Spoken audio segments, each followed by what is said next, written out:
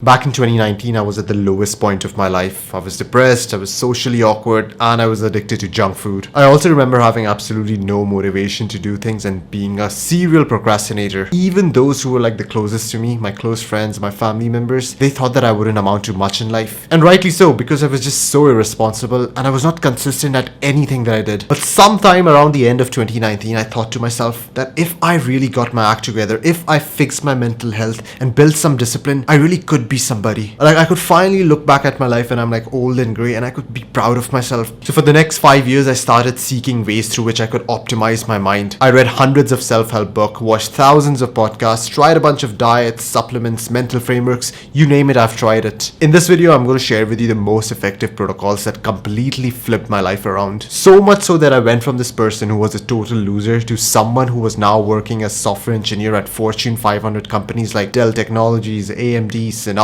Additionally, I became one of the top performing students in my bachelor's and my master's program. I accomplished all of these things while lifting weights at the gym and training martial arts 6 days a week. At the end of this video, I'm going to share one thing that I was doing and probably 99% of people are doing that is really slowing down their progress. So make sure that you stick around to the end. I observed something about myself back in those days, like whenever I used to have a shitty day at school, like some confrontation with peers or got a poor grade, I would feel a lot of negative emotion and I would instantly try to escape from this emotion. I would try to numb myself with social media, video games, fast food, pornography. And this had become sort of a pattern. Each time I was stressed or bored or sad or lonely, these are the things that I would just jump towards. These things became like a crutch to me. And at first this wasn't really a big deal because most people around me were using these same mechanisms. But as years went on, I started to feel worse after using these coping mechanisms. And I almost felt this hint of sadness, this hint of depression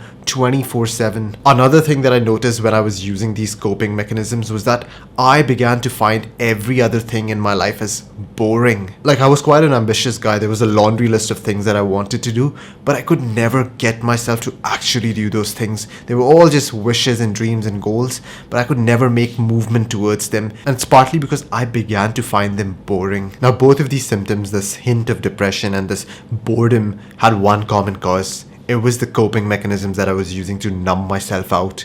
When you use these coping mechanisms, they release an absurd amount of this pleasure neurochemical into your body called dopamine. Also, when you flood your brain with this excessive amount of stimulation, all of a sudden you get desensitized to other regular productive activities. All of a sudden these activities are not fun anymore, which is why you begin to find them boring and begin to avoid them and then chase more of this hyper-stimulating stuff. Also, your baseline level, your normal levels of dopamine, they are being registered as unhappy. That is why you experience this hint of sadness when you use a bunch of these mechanisms for years. So once I learned this lesson that there is no such thing as free pleasure, like all these things which promise you instant pleasure, porn, fast food, video games, doom scrolling, you are literally robbing happiness from the future you. You are experiencing tomorrow's happiness today. So you're basically in some sort of a happiness debt that you will eventually have to pay. This is when my journey really began. I actually sat down, listed out all the things which I subconsciously knew, that kind of knew that they were bad for me. Video games, pornography, fast food. I just knew that I feel shitty after I consume them. I feel guilty.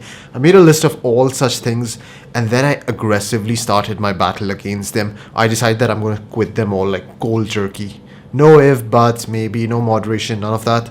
War. But this is when I learned this crucial lesson that you cannot just quit all of these bad habits, these addictions that you have accumulated over 10 years just using raw motivation. Like, you can't just grind it out or clench your fist and clench your jaw and be like, you know what, I'm not going to use them anymore. It's like your brain has been addicted to these things.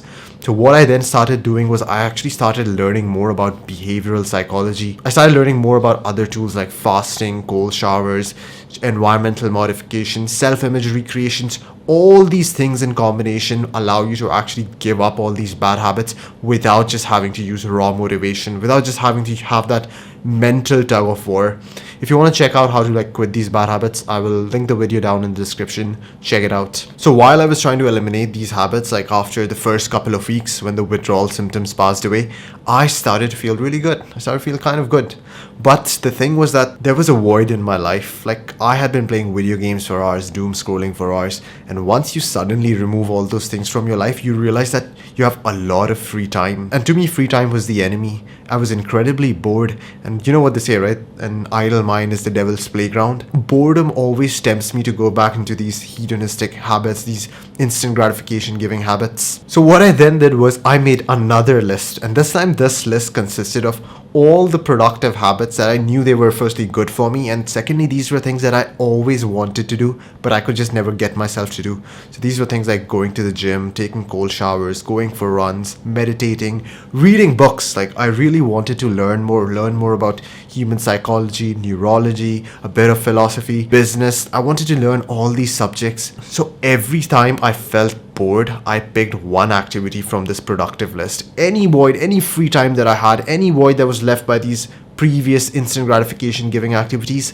I filled them with activities from this second list, this productivity list. So something really cool started happening. Like, each time I would tick something off the productivity list, like I did this activity today, I would actually feel good. Like, your brain literally releases dopamine when you tick something off your to-do list, because it does believe that you're heading somewhere, you're making progress towards something. So the funny part is, I was receiving happiness, pleasure, just the way that these instant gratification activities gave me. But this pleasure, this feeling of happiness, this was long lasting, and this wasn't even destructive to my mind. Like, I actually made progress towards a goal, and this was like healthy amounts of dopamine. It's like my brain almost saying, good job buddy, you're heading somewhere, you're making progress towards something. And this is like the biggest difference between activities that give you instant gratification and activities that give you delayed gratification. Like, both in the end give you like happiness, pleasure to a degree, but what really productive activities do is that you actually make real life progress. For example, if you go to the gym, like, you have a good tough workout, and then your brain starts releasing all these pleasure chemicals, you feel happier after you have hit the session. But that's not the only result of the session.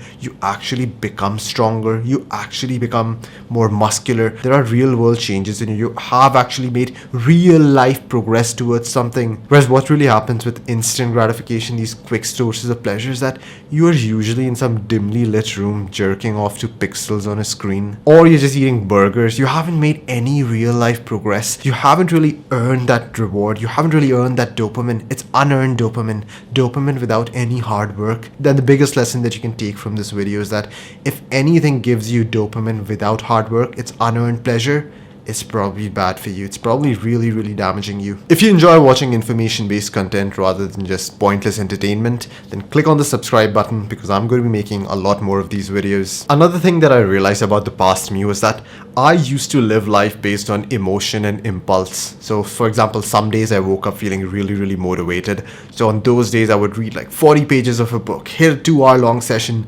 And then on some days I would wake up all cranky, unmotivated, tired.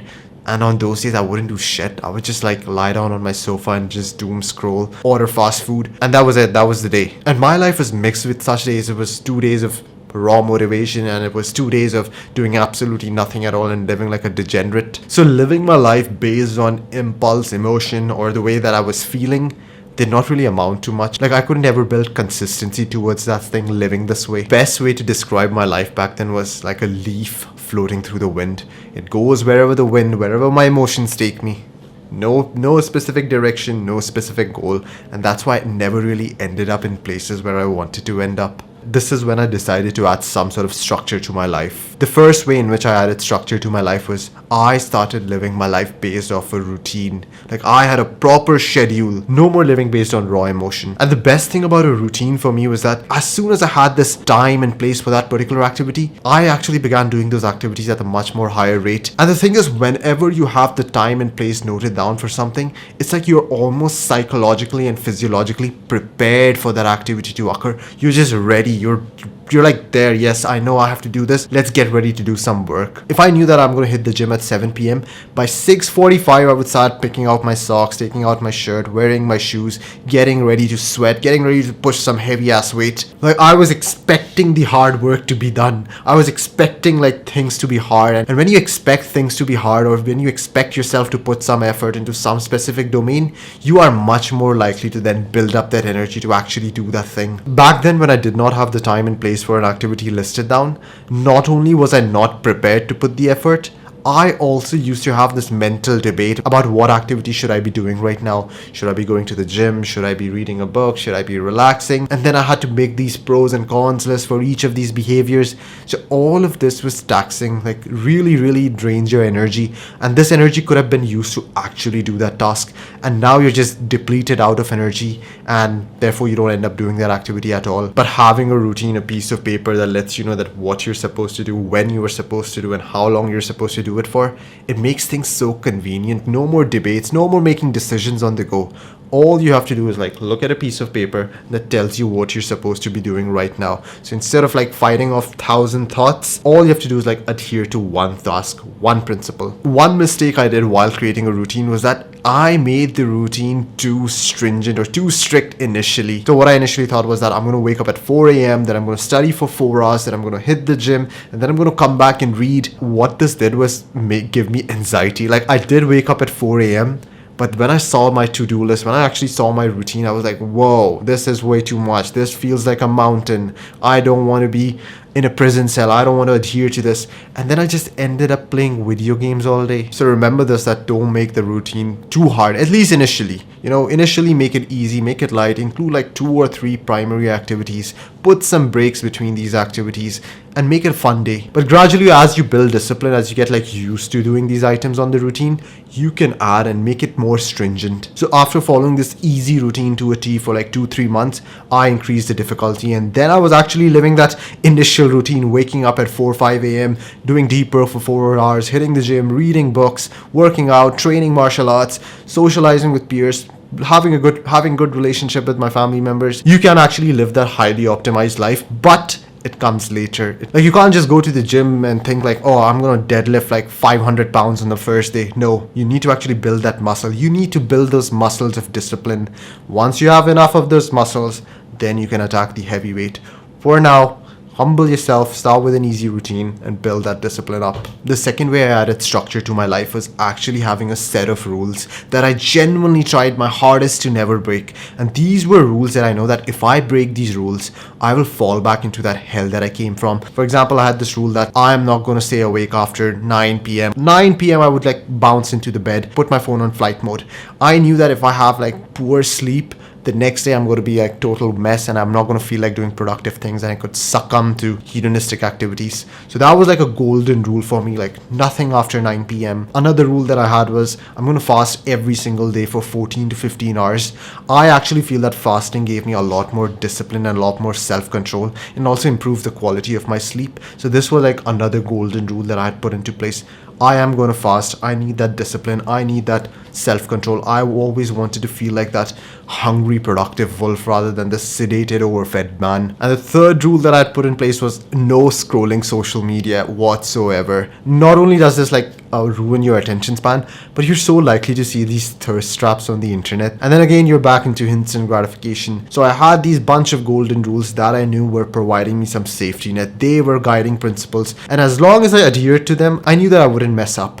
I wouldn't go back into this vicious cycle of instant gratification. So here's the thing that most people are actually doing wrong that is really stunting their progress. Most people are doing what I call pseudo productivity. So Cal Newport is this brilliant productivity guru. He's a computer scientist and he's authored multiple books, and he talks about dividing all work into 2 categories. So number 1 is deep work, and number 2 is shallow work. So deep work is this really cognitively demanding, cognitively challenging work in which you're like completely focused in a distraction-free environment. Often you're trying to create something new, or trying to learn something, or trying to learn a new skill, and the work that you do here is of really high weightage. Like, this will really excel you in that particular domain. So for example, this could be like learning programming, or learning math, or preparing for a test, or writing an essay, or writing a novel. This is like really cognitively demanding work where you have to really focus and give a lot of attention to. Whereas shallow work is work that does not really require all that much effort, all that much brain power. It's mostly managerial tasks or just housekeeping tasks, like responding to emails, attending meetings, replying back to texts, organizing your notes in cupboard. Like, these things are necessary, but they're not really going to lead to your growth as a person. They're not going to make you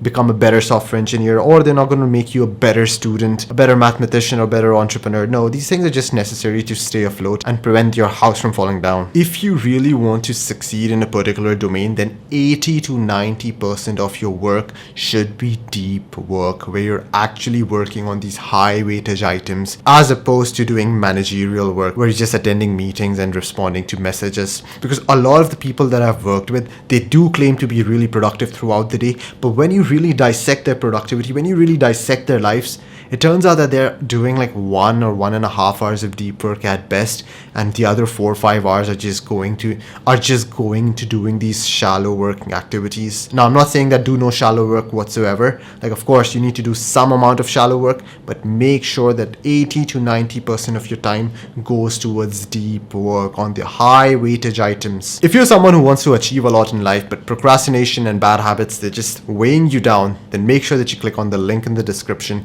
and book a one-on-one call with me. In this call, we'll discuss where you are currently in life and what exactly are your goals and how I can help you reach them. I only take on 5 clients at a time. Make sure that you book a call soon so you don't miss out.